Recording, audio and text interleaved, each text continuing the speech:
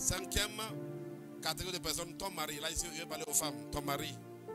Frère, en tant que femme, hein, l'épouse que Dieu t'a donnée, l'épouse que Dieu, c'est-à-dire l'époux que Dieu t'a donné, qui doit te soumettre en tant que femme. En tant que femme. Donc vous allez voir Ephésiens 5, 21 à 24. On vous dit, femmes, soyez soumises.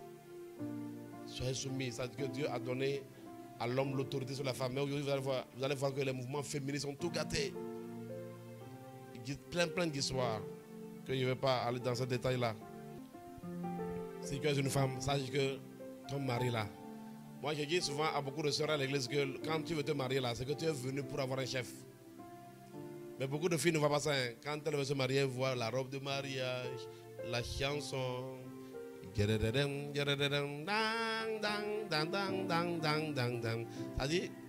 je dis à beaucoup de sœurs, quand elles disent qu'elles veulent se marier, je dis, ah bon, tu veux avoir un chef? Combien de filles arrivent à voir, à regarder ça comme ça, le mariage comme ça? Qui non, je viens pour qu'on me donne un chef. Est-ce que vous imaginez ça? Est-ce que tu sais que quand tu viens chercher un emploi là, il y a des gens qui disent non, je viens chercher du travail. Est-ce que quand tu viens chercher du travail là, est-ce que tu as compris que tu es venu chercher chef? Quand tu prends ton et puis tu vois, le gars, il prend son diplôme, il dépose de ministère en ministère, mais il voit seulement que il voit qu'il est en train de... Il a un chauffeur, il va déposer son dossier, il n'a même pas été recruté.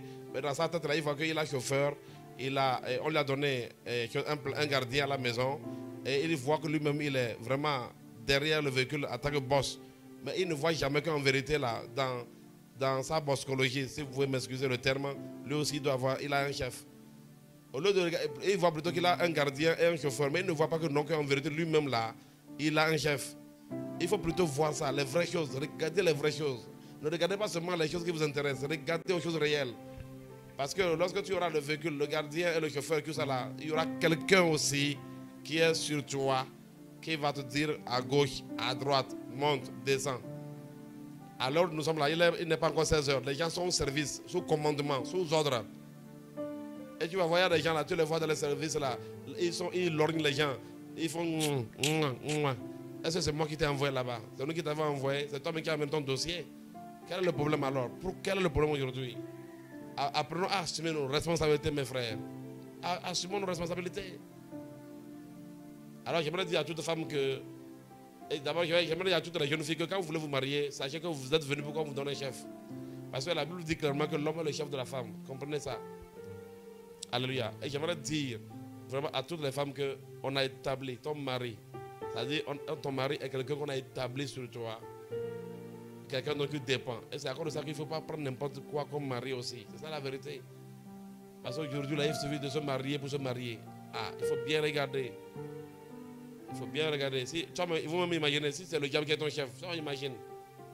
Hein? Imaginez si c'est le diable qui est ton chef. Est-ce que c'est à moi, comme les gens disent là, est-ce que c'est dans ma bouche que tu vas prendre manger ton piment? Donc, du coup, il faut aussi savoir, il faut aussi regarder. Parce qu'il y a des endroits, quand vous mettez vos pieds là, vous êtes allé pour qu'on vous donne un chef. Donc, regardez très bien là où vous allez et où vous mettez vos pieds. Alléluia.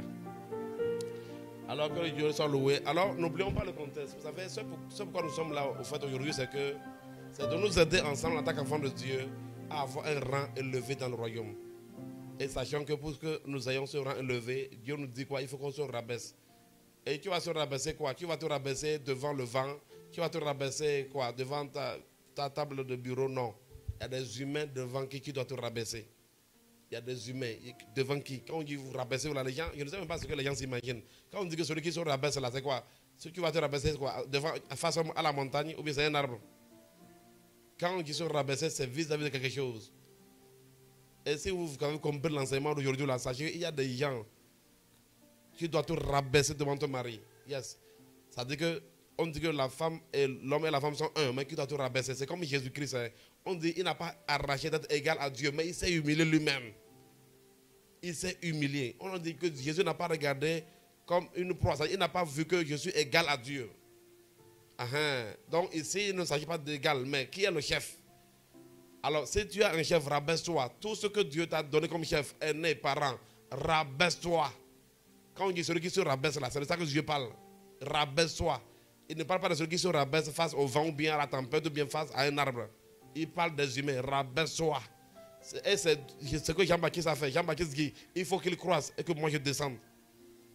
Et Jésus a dit qu'il est parmi les prophètes le plus grand des prophètes. Alors que Dieu nous bénisse abondamment, j'espère que le Seigneur nous a aidé vraiment par rapport à cet enseignement. Si quelqu'un s'est senti offensé, pardonnez. Si vous pensez que j'ai été vraiment très grossier dans mes paroles, ce n'est pas ce que je voulais faire. Ayez pitié de moi. Alléluia, pardonnez-moi simplement. Mais j'aimerais simplement que nous puissions comprendre le contexte, ok? Et que le Seigneur puisse nous aider, que Dieu vous bénisse abondamment. Vous savez, si nous sommes qualifiés, vous savez, à l'examen, on cherche ceux qui sont qualifiés. Ma prière pour toi est que toi et moi nous serons qualifiés à l'élévation. Alléluia. Que toi et moi nous serons qualifiés à l'élévation dans le royaume. Mais je vous dis la vérité que dans le royaume de Dieu, ceux qui portent le manteau d'humilité ont un rang très élevé. Alors je te vois avoir un rang très élevé au nom de Jésus. Et je prophétise que ce mois de mars-là sera pour toi et moi. Même, regardez, à la fin de ce mois comme ça, vraiment, tu ne vois que noir. Mais laisse-moi te dire que le Seigneur est fidèle, que Dieu néant là, il va faire du mois de mars un mois d'ascension dans sa gloire. Reçois cela au nom puissant de Jésus. Qu'avec moi, je reçois au nom de Jésus. Et moi-même, je reçois au nom de Jésus. Demeurons bénis. Nous vous aimons. Shalom, shalom.